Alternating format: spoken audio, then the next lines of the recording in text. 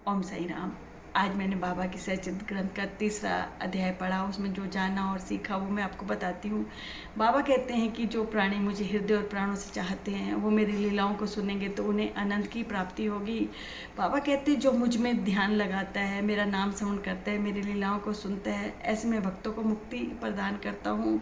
बाबा कहते हैं मेरे भक्तों को संसारिक वासनाएं, बुराइयाँ छू भी नहीं सकती। हमें अब बाबा की लीलाओं को सुनना चाहिए। हम अगर बाबा की लीलाओं को सुनते हैं, बाबा की लीलाओं पर अमल करते हैं तो हमारा मन शांत हो जाता है। और इस अध्याय में जो सदगुरु का प्रेम है ना, वो माँ के समान बताया गया है।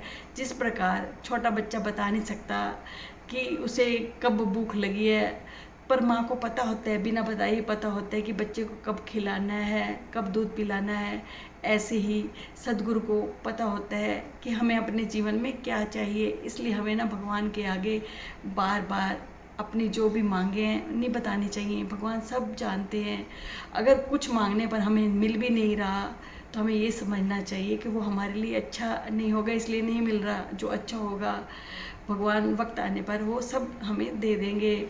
और इसमें अध्याय में रोहिला की एक घटना बताई गई है कि रोहिला जाति का एक व्यक्ति शिरडी गांव में आकर रहने लगा। उसे बाबा से प्रेम हो गया और वो रोज़ रात को ना कलमे पढ़ता ऊंची ऊंची आवाज़ में।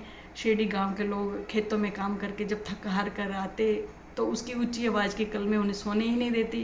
कुछ दिन तो उन्होंने मतलब शांत रहकर ये सब सहा, पर एक दिन वो बाबा के पास गए और कहने लगे कि बाबा आप उस व्यक्ति को कहो कि वो अपनी कलमे ना धीमी आवाज़ में पढ़े, हमें नींद नहीं आती। पर बाबा ने गांव वालों को ही डांटा और कहा कि इस व्यक्ति की जो पत्नी है ना वो बुरे विचारों की है और वो उसे तंग करती है। पर रोहिला की तो शादी ही नहीं हुई थी, उसकी कोई पत्नी ही नहीं थी। तो बाबा ने किस पत्नी की बात कही थी?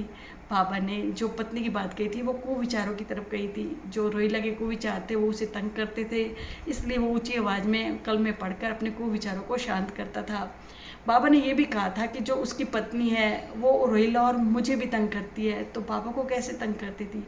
क्योंकि बाबा हमारे हृदय में विराजमान है। अगर हमारे अंदर बुराइयाँ हैं, कुविचार हैं, तो बाबा भी तो उससे परेशान होते हैं। हम देखते हैं जब हम ऊंची आवाज़ में पाठ करते हैं ना तो हमें विचार तंग नहीं करते। और बाबा ने गांव वालों को डांटा और गांव वाले चुपचाप चले गए। बाबा ने इस अध्याय में ये भी कहा है कि मैं घट घट में व्याप्त हूँ, मेरे ही उदर में सभी प्राणी और जीव समाये हुए हैं। तुम जो कुछ भी करते हो ना मुझे सब ज्ञात है। इसलिए जब भी हम कोई गलत काम करने लगते हैं तो हमें ये सोचना चाहिए कि बाबा हमें देख रहे हैं, बाबा को कितना दुख होगा। बाबा सब जानते हैं और सब जगह व्याप्त है। बाबा शिरडी में भी हैं और यहाँ भी हैं।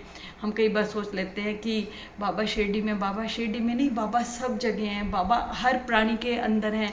इसलिए हमें ना सबके साथ प्यार से बात करनी चाहिए, हर जीव हर प्राणी से, क्योंकि सबके अंदर साईं समाये हुए हैं। अगर हम किसी से ऊंची आवाज़ में बात करते हैं तो इसका मतलब है कि हम साईं से ऊंची आवाज़ में बात कर रहे हैं। अगर हम ये समझने लग जाएंगे ना तो हमारा स्वभाव बहुत अच्छा हो जाएगा। ओम साई राम।